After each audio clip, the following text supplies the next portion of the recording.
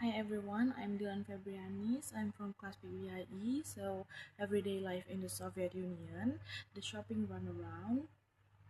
The author Hedrick Smith was head of the New York Times office in Moscow from 1971 to 1974.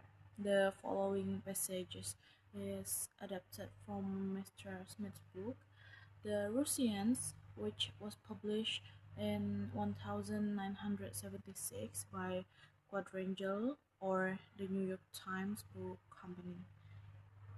Number one, I had heard about consumer shortage before going to Moscow, but only when we began to shop there did the Russian consumers problems really have meaning for me. Customers the world overweight in lines, but Soviet lines have a special quality all their own.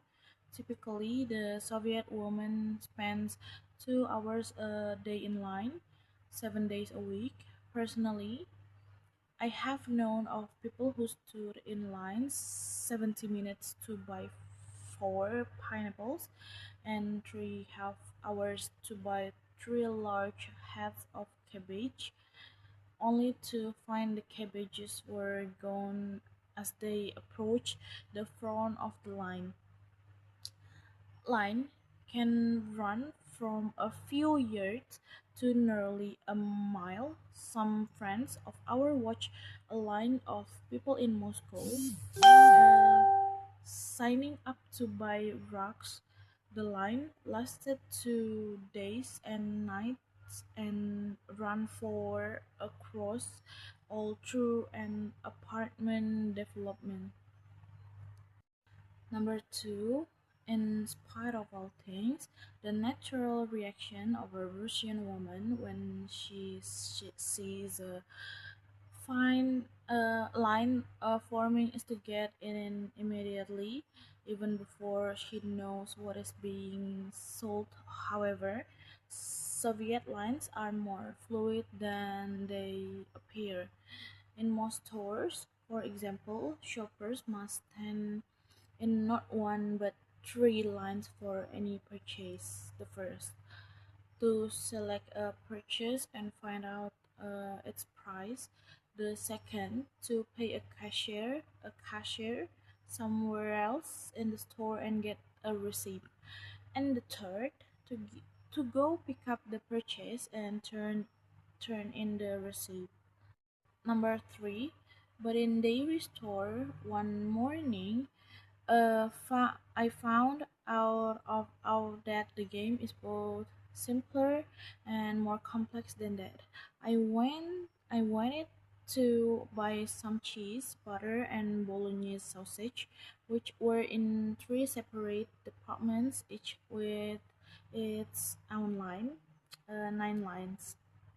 Before, rather quickly, through I noticed that experienced shoppers were skipping the first stage. They knew the most items cost, so they went directly to the cashier for the receipts. After studying prices, I did that too. Then I went to the cheese line, the longest, probably 20 people to get the worst over first. I was in line less than a minute when the woman in front of me asked me to hold her place. She darted off the butter and milk line. The cheese line was moving so slowly that she got her butter and milk and returned before we had advanced 3 feet. I decided to take the risk too, and I got back with my butter while the cheese line was still inching along. Number five, then it suddenly occurred to me that are over at the store, people were getting into line, holding places, leaving, returning. Everyone was using the cheese line as home base. That's why That was why it was barely moving. It kept expanding in the middle, so I got the man behind me to hold my place, and I went off to buy my bolognese once again. It worked. It took me to 22 minutes to buy butter, sausage, and cheese, but instead of being furious as if I had beaten the system. 6. This competitive shopping gives an atmosphere of tension to Russians. People barge in stores and bumping each other with faces set in combative expression. You have to understand, said a kind gray-haired person, that for as long as we can remember, Shop shopping has been a struggle. Life is a struggle. And number 7, there is hardly any effective advertising to help shoppers.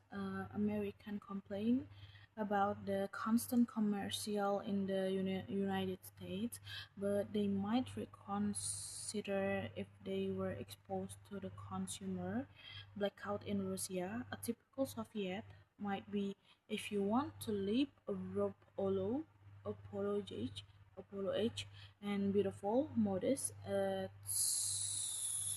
and truthful, drink tea. Most newspapers publish without ads. The shoppers has no hand yellow pages to or daily newspaper, supermarket, and department store ads to help her decide where to shop. Number 8, bribery is widespread, low-paid, uh, 800 to $120 monthly. Sell clerks take a portion of attractive item and sell them secretly to regular customer who have either left a bribe in advance or can be contact on to pay a high price on delivery. To 15 rubles in 60 ruble raincoat. It's standard. In 1976, the ruble was equivalent to $1.32. And number 9, so common is this practice to the Soviet press is always complaining about it, but it doesn't do any good. Crocodile. The Soviet humor magazine once showed department store employee promoting some newly arrived items. Their customers in the line, leather goods departments, 500 imported women's purses have been received for 150 of them has have been bought by store employees. 49 are under the counter and have been ordered in advance for friends. One purse is in the display window. Where we invite you to visit the leather department to buy this purse. So the summary of the text is that the text describes the difficulties of everyday shopping in Soviet Union due to consumer shortage and an inefficient distribution system. People often had to stand in very long lines just to buy basic goods in many stores. Shoppers needed to go through several the different lines, one to choose the item and find out the price, another to pay the, the cashier, and a third to pick up the item. Uh, because of this condition, people developed developed strategies to deal with the system, such as holding places in line, moving between different lines, and using their experience to shop faster. Shopping became competitive and stressful, making everyday life more tense. Mm, the text also explained that there was very little advertising or information to help customer know where to buy fine goods. In addition, bribery was common. As store employees sometimes kept the desirable items for regular customer who paid extra money. And examples in everyday life. Number one is long lines during big sales. For example, during Friday or large discount events, many people wait in long line to buy cheap products.